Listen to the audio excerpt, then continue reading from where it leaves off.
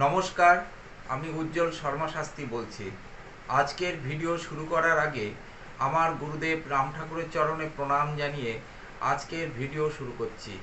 আজকের ভিডিওর কন্টেন্ট হচ্ছে ফাড়া যোগ, দুর্ঘটনা যোগ, কিভাবে এই বিপদ থেকে রক্ষা পাবেন, এই হলো আজকের কন্টেন্ট। দুর্ঘটনা বলতে সাধারণত এমন একটি অপ্রত্যাশিত ঘটনা বোঝায় বা অনিচ্ছাকৃত একটা ঘটনা। এই ঘটনা ঘটবার আগে কোনো মতেই আপনারা বুঝতে পারেন না বা আমরা বুঝতে পারি না বা কেউই বুঝতে পারে না যে সামনে একটা দুর্ঘটনা ঘটতে চলেছে। আঘাতপ্রাপ্তি ঘটে, এটি একটি আকস্মিক, প্রায়শই একটা অপ্রস্তুত ঘটনা। সড়ক দুর্ঘটনা, রেল দুর্ঘটনা, গাড়ির মুখোমুখি সংঘর্ষ, গাড়ি উঁচু থেকে নিচে পড়ে যাওয়া, যেমন পাহাড়ি অঞ্চলে যে এই ঘটনাগুলো ঘটে থাকে। কোনো পথচারী বা ডিভাইডার ইত্যাদির সঙ্গে ধাক্কা লাগা, এগুলো তো অ্যাক্সিডেন্টের মধ্যেই পড়ে। আগুনে পুড়ে যাওয়া, জলে ডুবে যাওয়া, উঁচু স্থান থেকে পড়ে যাওয়া, হাড় ভেঙে যাওয়া, দুর্ঘটনায় যা হয় রক্তপাত। মঙ্গল গ্রহের অশুভ প্রভাবে, মঙ্গল একটি অগ্নিতত্ত্ব গ্রহ, এই গ্রহের অশুভ প্রভাবে নানা রকম দুর্ঘটনাগুলো ঘটে থাকে। রক্তপাত, অস্ত্র দ্বারা আঘাত, আগুনে পুড়ে যাওয়া, আকস্মিক দুর্ঘটনায় অপমৃত্যু, অকাল মৃত্যুর মতো যে ঘটনাগুলো ঘটে, এগুলো সাধারণত মঙ্গলের জন্যই ঘটে থাকে। শনির প্রভাব, শনি মঙ্গল এক জায়গায় হয়ে গেলে হাড় ভেঙে যেতে পারে। শনি একটা ধীরগতির গ্রহ, এই গ্রহের অশুভ প্রভাব কিন্তু দীর্ঘস্থায়ী হয়ে থাকে ও কষ্টদায়কও হয়ে থাকে। চতুর্থ, অষ্টম এবং দ্বাদশে যদি শনি থাকে, তাহলে কি হবে? এই এই স্থানগুলোতে যদি শনি অবস্থান করে থাকে, কিংবা শনির সঙ্গে রাহু, শনির সঙ্গে কেতু, হঠাৎ কিন্তু এই যোগগুলো থাকলে হঠাৎ কিন্তু মারাত্মক দুর্ঘটনা ঘটে থাকে। হাড় ভাঙার মতো ঘটনা হয়ে থাকে, হাড় ভাঙার মতো ঘটনা শনি মঙ্গল যোগেই কিন্তু এগুলো হয়ে থাকে। শনি এমন অবস্থান করছে যা মানে যেখান থেকে একটা অশুভ প্রভাবের সৃষ্টি হয়। আমি তো স্থানগুলোর কথা বললাম। বর্তমানে শনি কোথায় অবস্থান করছে? মীন রাশিতে। এই মীন রাশিতে শনি অবস্থান হেতু কি হচ্ছে? সিংহ এবং ধনু রাশির কিন্তু ধাইয়া শুরু হয়েছে। শনি এবং ধনু রাশির কিন্তু এই শনি যে ধাইয়া, এটা একটা অশুভ যোগ। এই অশুভ যোগের বা এই অশুভ দশা প্রায় 2.5 বছর ধরে চলবে। ধনু রাশির চতুর্থে, সিংহ রাশির অষ্টমে, মেষ রাশির দ্বাদশে শনি অবস্থান করছে। আমি কিছু সময় আগেই কিন্তু বললাম এই স্থানগুলোতে শনি অবস্থান করলে কিন্তু খারাপ ফল দিয়ে থাকে।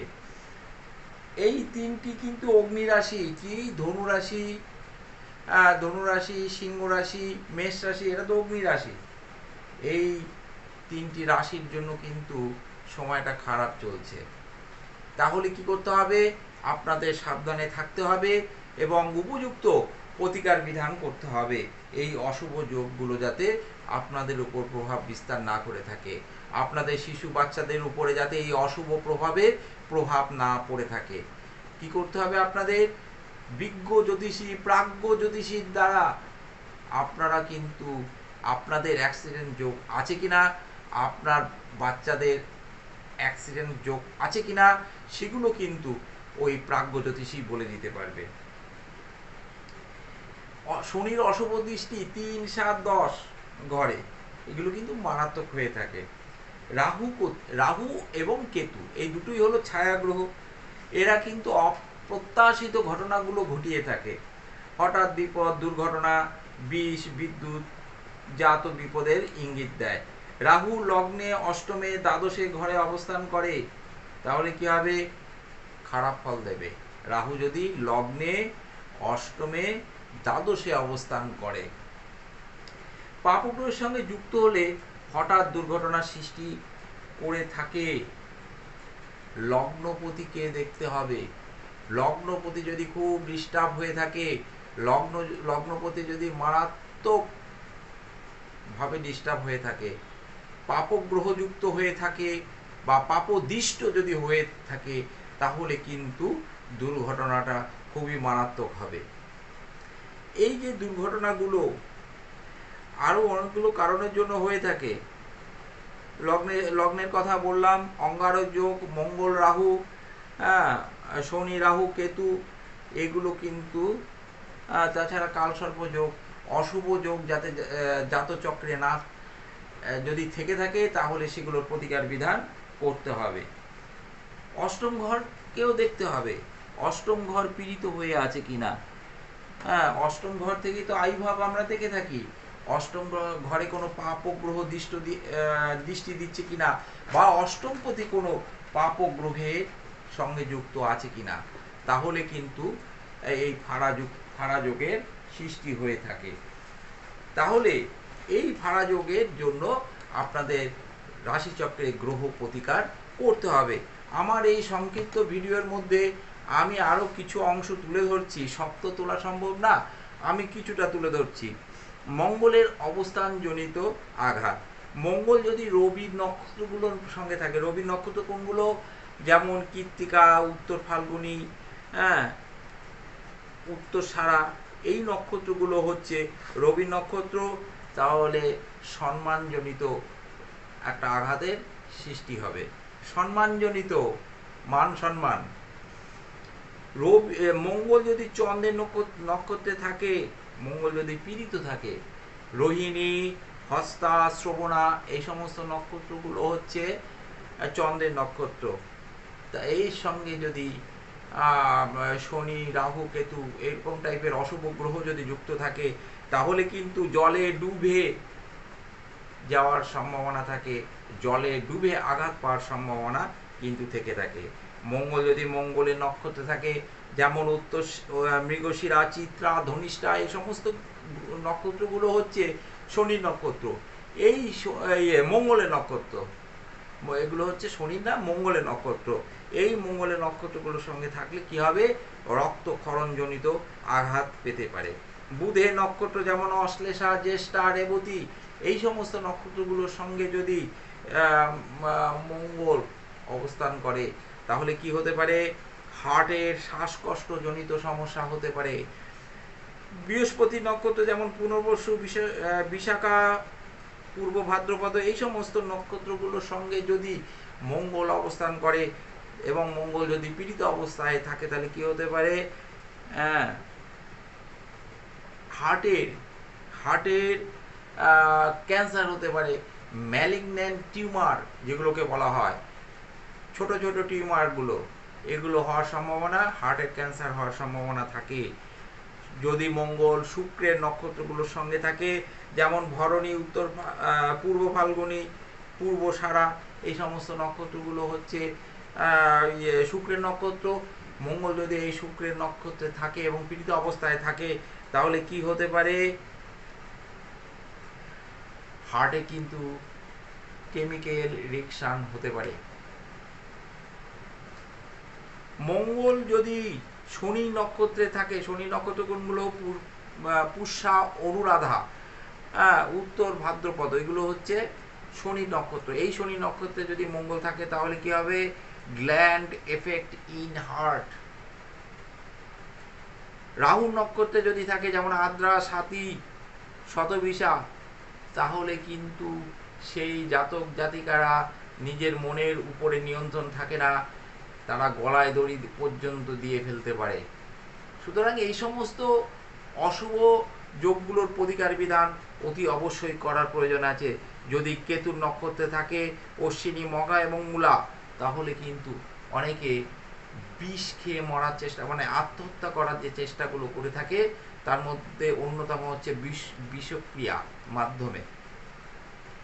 এইগুলো, এই যে অশুভ গ্রহগুলোর প্রতিকার বিধান তো করতেই হবে। এছাড়া আপনারা মহামৃত্যুঞ্জয় মন্ত্র জপ করতে পারেন, মহামৃত্যুঞ্জয় কবচ ধারণ করতে পারেন। সেইগুলো আপনাদের জন্মছক ন্যাটাল চার্ট বিচার বিশ্লেষণ করে সেটা বোঝা যাবে কি করতে হবে। হনুমান চালিসা পড়তে পারেন, বজরংবলী পূজা অর্চনা, মঙ্গলবার দিন তার মন্দিরে যাবেন, সিঁদুর চড়াবেন। যাই হোক, সেগুলো হচ্ছে সম্পূর্ণরূপে নির্ভর করছে আপনার ন্যাটাল চার্ট।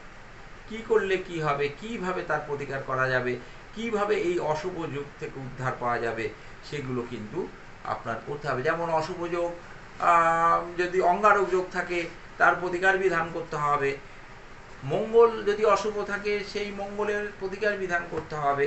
সেগুলো সম্পূর্ণই নির্ভর করছে, বললাম, আপনার ন্যাটাল চার্ট। এই ন্যাটাল চার্টের এই প্রতিকারগুলো যদি আপনারা করে থাকেন তাহলে কিন্তু অতি অবশ্যই আপনারা ভালো ফল পাবেন, এই আমি নিশ্চিত রূপে বলতে পারি। মহামৃত্যুঞ্জয় কবচ যদি ঠিকঠাক মতো করা যায় ভীষণই কাজ হয়। শনির প্রভাব থেকে মুক্ত হওয়ার জন্য অনেক কিছু রয়েছে। আপনারা তিলের প্রদীপ শনি মন্দিরে দিতে পারেন, তিল দান করতে পারেন, স্নানের সময় তিল ব্যবহার করতে পারেন। এই সমস্ত অনেক ভালো ভালো প্রতিকার বিধান রয়েছে এবং এই প্রতিকার বিধানগুলো থেকে নিশ্চিত রূপে ফল পাওয়া যায়। আমি করে দেখেছি এবং অনেক জাতক জাতিকার আমি করে দিয়েছি, তারা নিশ্চিত মৃত্যুর মুখ থেকে ফিরে এসছে। এর নমুনা, এর উদাহরণ অনেক আমার কাছে আছে। আজকের ভিডিও আমি আর দীর্ঘায়িত করব না। আমি এইটুখানি বলতে পারি, আপনারা আমার কাছে আসলে শাস্ত্রীয় মতে প্রতিকার বিধান পাবেন, কবচ, এমনকি যে যার যা প্রয়োজন, যার যা করলে এই অশুভ যোগ থেকে মুক্ত হবেন বা মুক্তি পাবেন। তবে ফাড়া যোগ থাকলে কিছু হবেই, কিছুটা হলেও ফাড়া হবে, তবে যেটা হওয়ার কথা তা কিন্তু হবে না। যদি 100% হওয়ার যোগ থাকে সেখানে প্রায় 80% কমে যাবে, 20% ফাড়া যোগ থাকবে। আজকের ভিডিও আমি আর দীর্ঘায়িত করব না। এই ভিডিও শেষ করার আগে আপনাদের সবার মঙ্গল প্রার্থনা করি। আমি ঈশ্বরের কাছে আপনাদের মঙ্গল প্রার্থনা করি, আপনারা সবাই ভালো থাকুন, সুস্থ সুন্দর থাকুন। ভিডিও শেষ করার আগে আমার গুরুদেব রাম ঠাকুরের চরণে প্রণাম জানিয়ে আমি আমার ভিডিও শেষ করার আগে আরও একটি কথা বলি। গুরু মন্ত্রের কিন্তু বিরাট শক্তি আছে। এই গুরু মন্ত্র কিন্তু আপনারা পাঠ করলে অনেক বিপদ আপদ থেকে আপনারা মুক্ত হবেন। এইটুকু জানিয়ে পুনরায় আবার নমস্কার জানিয়ে, আপনাদের সবার মঙ্গল প্রার্থনা করে নমস্কার জানিয়ে আমার ভিডিও এখানেই শেষ করলাম।